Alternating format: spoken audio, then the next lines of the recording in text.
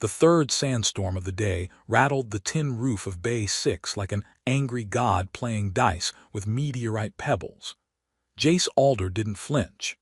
He hunched over the disemboweled navigation relay of a rust-colored freighter with all the concentration of a surgeon operating on a patient who owed him money.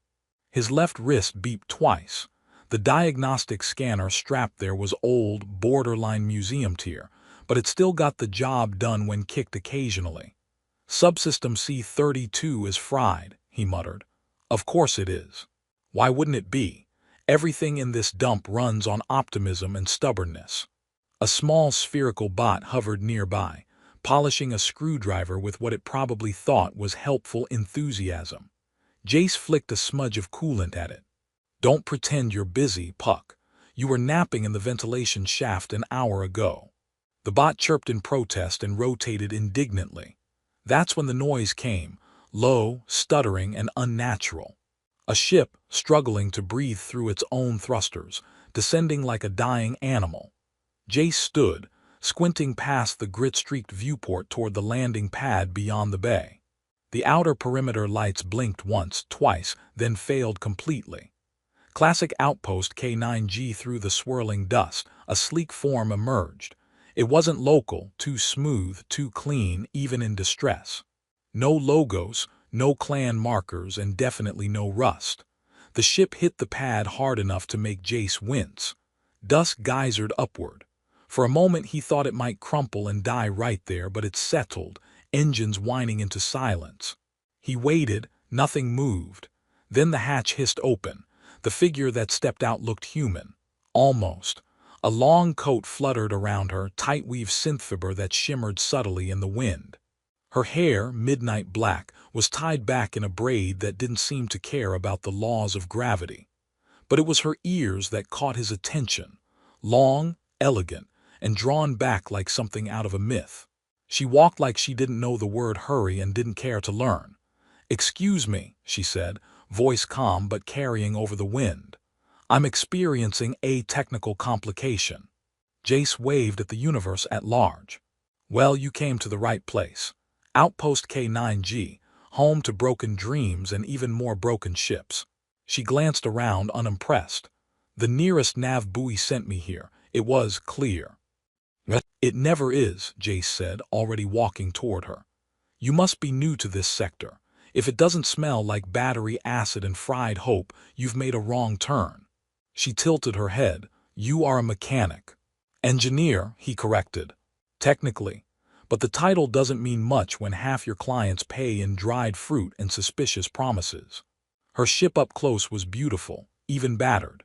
Sleek, sharp lines, embedded sensor rings, and hull plating that had the faint, opalescent shimmer of phase-adaptive armor. Whatever her story was, she didn't belong here. He crouched beside one of the landing struts and popped open an access panel. A thin puff of smoke greeted him. "Well, there's your first problem," he said. "Your ion manifold's cooked. Looks like someone tried to jump into a gravity well and forgot to ask permission." She blinked once. "I didn't realize gravity required etiquette." He grinned up at her. "Only if you want to survive the party." She stared at him for a beat, then gave the faintest smile. "Can it be repaired?" "Oh yeah. Just need a miracle, 3 hours, and a motivator coil from a ship that doesn't hate its owner." "I have credits," she offered, stepping back. He stood, wiped his hands on a rag that probably used to be white, and shook his head. "Don't worry about it. I'm already halfway to sainthood out here. Might as well finish the job." "That's unorthodox," she said, watching him closely. "You say that like it's a bad thing." He led her back to his workshop, dodging a collapsed vent and an overexcited cleaning drone that kept trying to mop his boots. Inside, the air smelled like ozone and coffee that had given up. He waved toward a crate. "You can sit there, just don't touch the yellow cables, they bite." "I'll keep that in mind." He set to work, rummaging through spare parts like a raccoon with a purpose. "So what brings you out this far?" "Lost a bet, chased by pirates, galactic midlife crisis." "I was exploring," she said cautiously. "Sure, that's what I tell people when I run out of fuel." She watched him, her posture relaxed but her eyes sharp. He was different, People like her were used to being dissected with attention. This man hadn't even asked her name. He popped the casing on a spare coil, cursed, and disappeared under the bench. "So," came his voice muffled, "you got a name, mystery pilot." "Relina." "Nice, I'm Jace. Welcome to the armpit of the galaxy. Coffee's awful, but the company's honest." "I noticed," she said quietly. He reemerged triumphant. "Found one. Bit scorched, but better than your manifold's current plan of bursting into flames." "Helpful." He looked up, mock offended. "Hey, I'm not just helpful. I'm charming, underpaid, and immune to flattery." "Are you always like this?" she asked. "Only when I'm awake." Relina allowed herself a small laugh. Not a polite one, real if brief. Jace didn't notice. He was already elbow-deep in the repair. She studied him, then his bot, then the wall of tools labeled with things like "definitely not a weapon" and "emergency coffee wrench." An hour passed, then another. Jace worked with rhythmic focus, making commentary that drifted between technical jargon and mock arguments with the wall panel. Relina mostly listened. Finally, he stood, wiping his hands. "All right, mystery lady, she's not pretty, but she'll fly, probably. Might burp plasma for the first few minutes." She stood. "You've done this without asking for anything in return." "Yeah, well, I'm a sucker for a good challenge. And you didn't even insult my workshop, which makes you classier than most clients." She opened a small pouch at her belt. "Still, He held up a hand. "Really, just buy me a drink sometime, preferably one that won't try to rewire my liver." Relina hesitated. "That's reasonable." "I know, I'm terrifying that way." She studied him one last time, as if trying to memorize a puzzle she didn't expect to find here. Then she nodded and walked back toward her ship. The engines purred to life, smoother now. As she lifted off, she glanced down one more time. Jace was already back at work, muttering to Puck, completely unaware that the woman he just helped could purchase the entire outpost without blinking. And yet somehow, she felt like the one who'd been given something rare. The smell of scorched alloy still lingered in the workshop like an insult that wouldn't take a hint. Jace sat cross-legged on the floor, elbow-deep in a volatile coolant system that hissed at him every time he so much as blinked wrong. "Keep talking like that," he warned it, "and I'm swapping you out for a nice, docile ice cube tray." Puck hovered nearby with a rag clutched in one manipulator claw, looking useless and concerned in equal measure. "No, I don't need help," Jace muttered, glancing up at the tiny droid. "Unless you've suddenly developed hands that don't drop things or the capacity to understand sarcasm."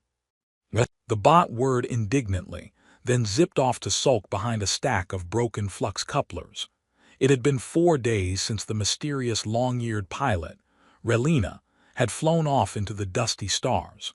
4 days and 0 transmissions. Not that Jace had expected any. Visitors passed through Outpost K9G the way fruit flies pass through questionable bananas, fast, confused, and never looking back. Still, she had lingered in his thoughts more than most. The way she watched everything with practiced calm. The brief laugh she gave when he joked about liver-rewiring cocktails.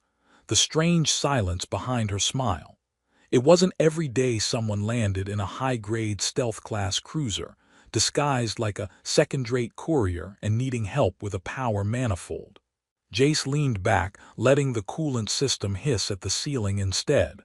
"Don't look at me like that," he told it. "I didn't think she'd come back either." A heavy clang echoed through the bay. The kind of clang that meant someone had either landed wrong or wanted attention badly enough to fake it. Jace stood, wiped his hands, and trudged outside. The ship was sleek again. Same silhouette, same hull. But the scorch marks were gone, the dents smoothed out, and it looked even more out of place now than before. The ramp hissed open. "Back for round 2, he called, shielding his eyes against the sun. Relina stepped out. No coat this time. She wore a matte black travel suit trimmed in electric silver, the fabric shifting slightly with her movements like it was alive and bored. "I brought the drink," she said simply, holding up a bottle in one gloved hand. Jace blinked. "Wow, you actually followed through. Most people leave and pretend they never met me. I'm not even mad, I respect the consistency. I'm not most people. That's what they all say. Then they steal my lunch and tell the bots I'm emotionally unstable. She tilted her head. Are you emotionally unstable? Only on weekends. She smiled again, slightly longer this time, and walked past him into the workshop.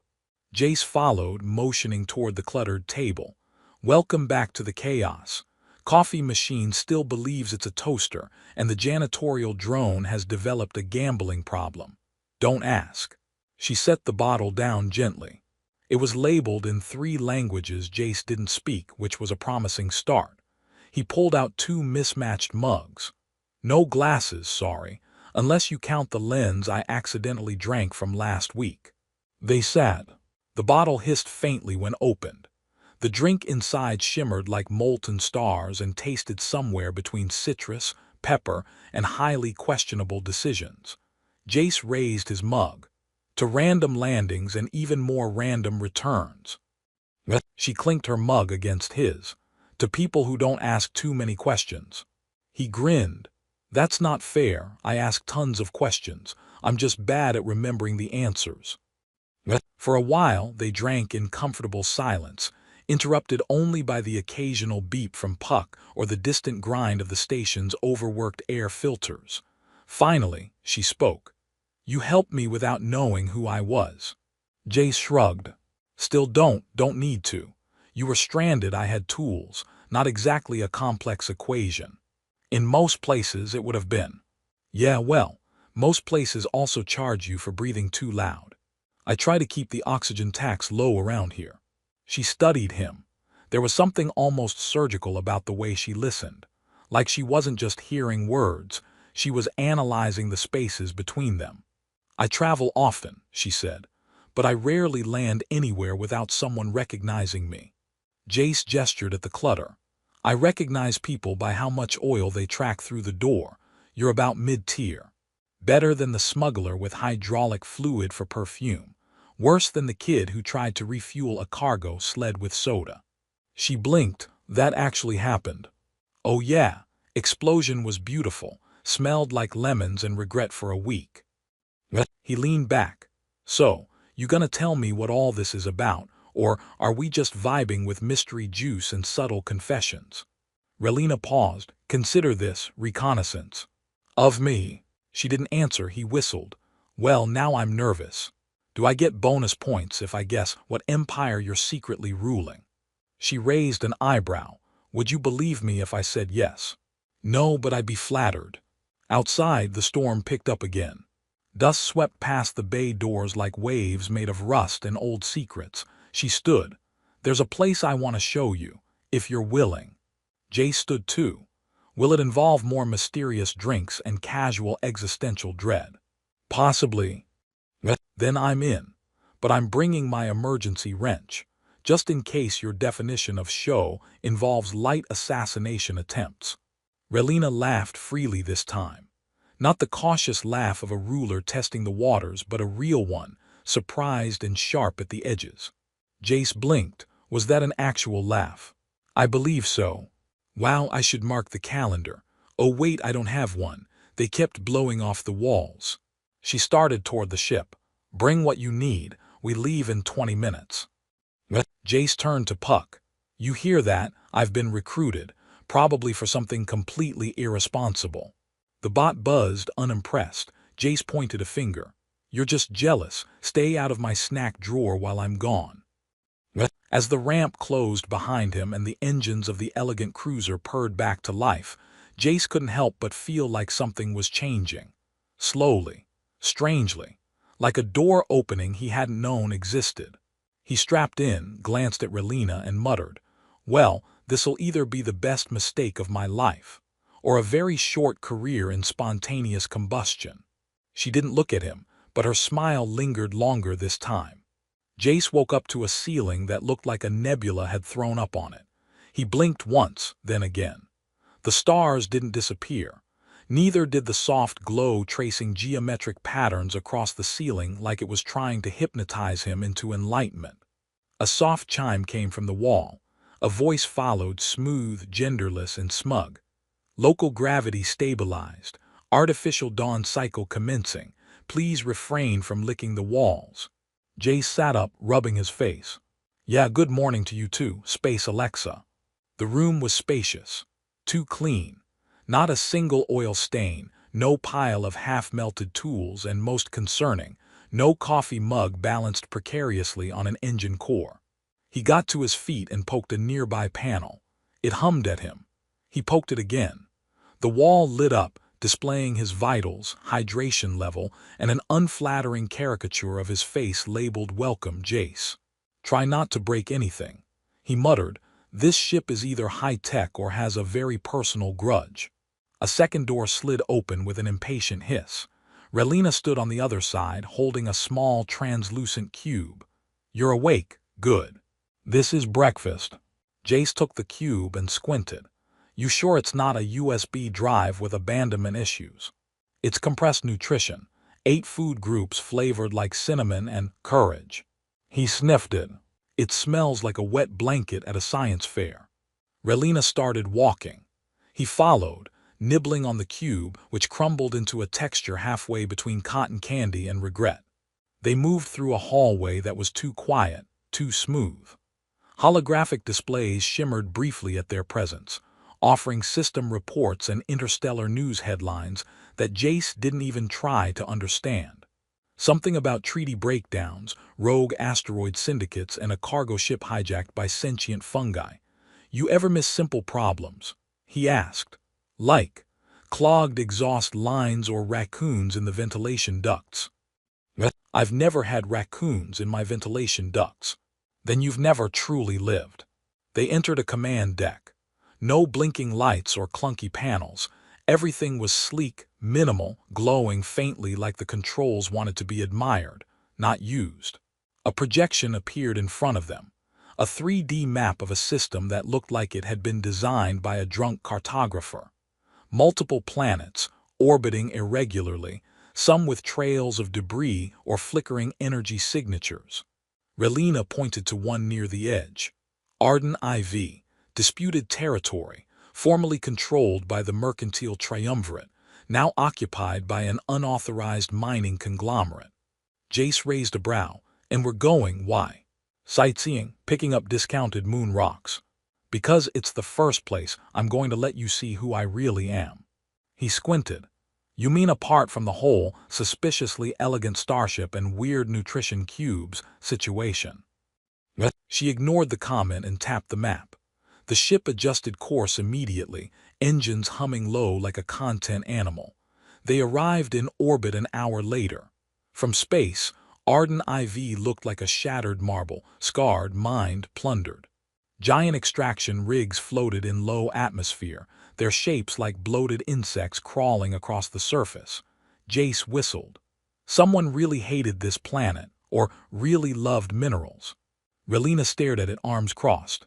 This was a cultural archive once, before the drills.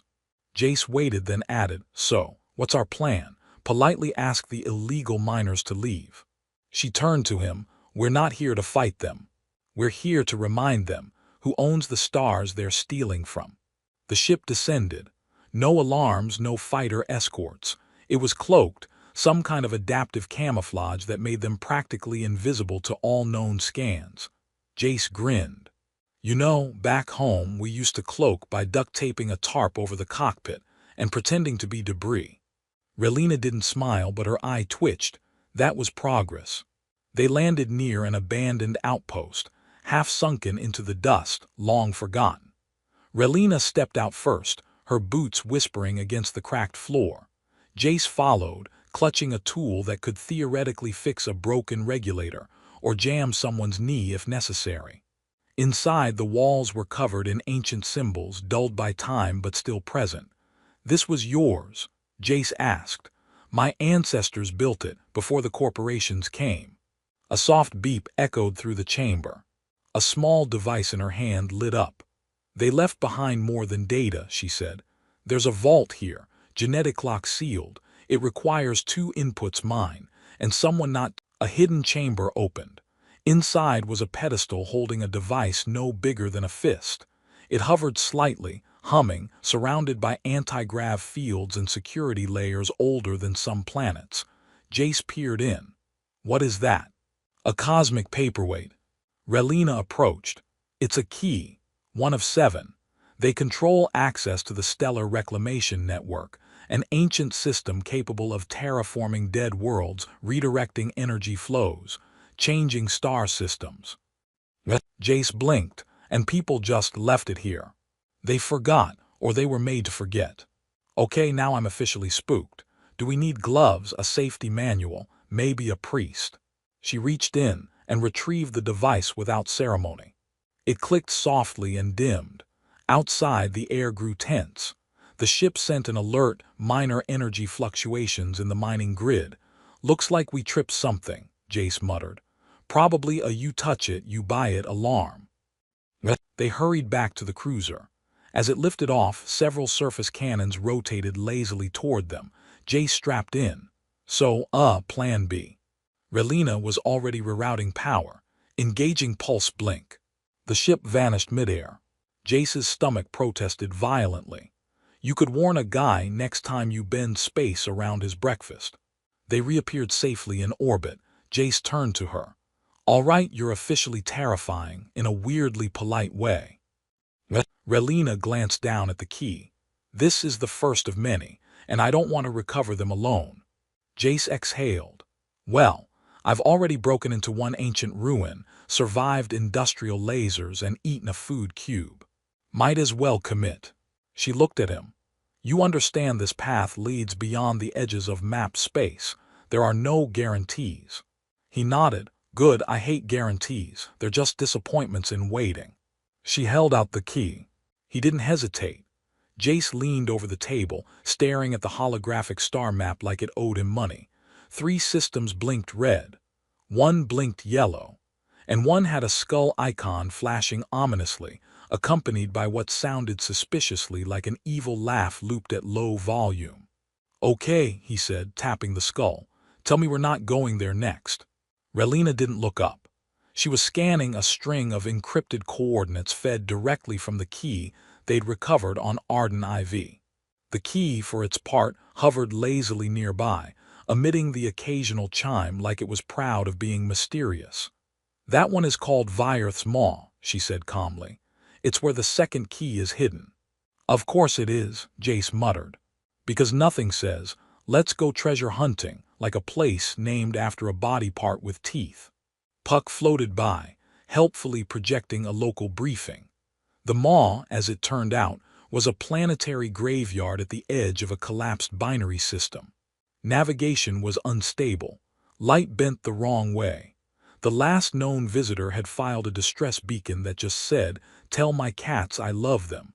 Jace crossed his arms. "Why can't one of these ancient keys be stored in, I don't know, a space diner? Maybe a scenic moon resort with complimentary foot massages." Relina finally glanced at him. "If it were easy, someone would have stolen them already." He pointed at her. "See, this is why people invent bureaucracy.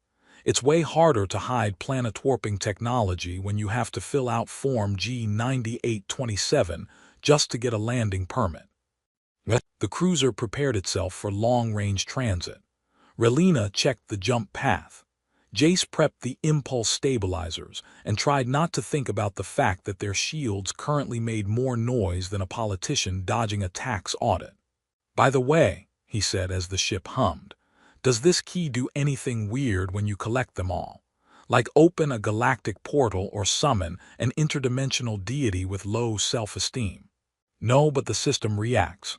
The more keys are gathered, the more the reclamation network begins to stir." "Great. So we're not just on a scavenger hunt, we're waking up a sleeping superstructure. I'm sure that won't go horribly wrong." They entered the mall through a spiraling dust corridor that looked like someone had pressed shuffle on physics. Static crackled in the comms. The inertial dampeners hiccuped. "Status?" Relina asked. Jace blinked. "My spleen's on my right side now, but other than that, smooth sailing." The ship emerged into a graveyard of derelicts. Broken ships drifted aimlessly, some decades old, others from civilizations no longer mapped. The remains of a forgotten battle, frozen in orbital silence. Jace stared out the viewport. I don't want to alarm anyone, but I think I just saw a pirate flag made out of bones. Relina activated the scan. A faint signal pinged deep within a wrecked diplomatic carrier, a vessel 3 kilometers wide and sealed tight. According to logs, it had disappeared during the Pax Orden collapse 200 years ago. Jace frowned. Why are ancient death traps always locked inside bigger, older death traps? Can't one of these just be in a glorified glove box? We'll need EVA suits, she said. Jace sighed. Right. Because floating through haunted star wreckage in a glorified trash bag sounds exactly like how I want to spend my afternoon. They suited up and exited through the cruiser's dorsal lock. As they propelled toward the carrier, debris floated past like forgotten thoughts. One piece looked suspiciously like a severed vending machine. Inside the carrier, gravity was inconsistent. Their boots magnetized on contact and their helmets automatically filtered the air. The interior was dark, not pitch black but worse, dim, like the shadows were awake and politely waiting for you to make a mistake. Jace tapped his helmet. I just want it noted for the log that I'm against all of this. Every second, from now until the screaming starts. They followed the signal through collapsed bulkheads and data-scarred corridors. The deeper they went, the stranger it got, walls humming with residual power, lights flickering as if the ship had some memory of its purpose. The key vibrated in Relina's grip. It led them to a sealed vault, ancient and covered in layered security runes that weren't from any known modern system. The interface activated only when Relina approached. Jace peered at it. That doesn't look like a keypad. That looks like a riddle that's mad you solved its cousin. Relina input a sequence, her family's old sigil followed by a phrase in an extinct dialect. The vault clicked once, then opened. Inside, floating in a stasis field, was another key. This one shaped like a triple helix, pulsing with a slow, warm rhythm. Jace exhaled. 2 down, 5 to go, or maybe we just unlocked a curse. It's hard to tell anymore. He stepped in to retrieve it, then stopped. A presence. Not a voice, not a sound, a presence. Cold, vast, and watching, something beyond the graveyard, something beneath the system. Relina turned sharply. We're not alone. Jace looked at her. If that's your way of saying, we triggered an ancient defense system. Just know that I told you this would happen. A pulse echoed through the carrier, like sonar but directed. Mechanical systems activated. Turrets unfolded from the walls, long dead, now alive. Jace shouted, I really told you this would happen. Relina grabbed the key. They ran, dodging blasts that tore through metal and air alike. Jace activated a jammer, overriding the targeting systems long enough to get back to the airlock. They launched themselves back toward the cruiser. The defense systems didn't follow, bound to the dead carrier like angry ghosts chained to their tomb. Inside the ship, the ramp slammed shut. Shields flared to life. Jace collapsed into the pilot's chair, panting. Okay, new rule. Next key has to be in a vending machine. I don't care what flavor. Relina placed the new key beside the first. The two shimmered, syncing in frequency. A new part of the star map lit up, uncharted deep beyond current patrol zones. Unknown territory. Jace groaned. Why is it always the unmarked regions? Why can't one of these things be hiding in a luxury spa? Relina looked at the map, then at him. I need you for this, she said. He raised an eyebrow. Because I'm brilliant, charming, good with duct tape and desperate solutions. Because you're the only person I've met who sees all this, she gestured to the galaxy beyond, and still makes jokes about vending machines. Jace smirked. Well, I'm pretty sure humor is the last line of defense between me and complete mental collapse. So yeah, I'm in. They stared at the new coordinates in silence. Then Jace added, but next time I'm bringing a bigger wrench. Jace stood at the forward viewport of the celestial marrow, watching stars bend away from the ship as they entered their final jump. The 7th key was locked in. glowing beside its 6 siblings on the pedestal that now resided in a sealed chamber deep in the ship's core, surrounded by enough failsafes to make a paranoid AI feel underprepared. Relina approached silently, holding 2 mugs. She handed him one. It read Intergalactic Emergency Technician will fix for snacks. He smirked.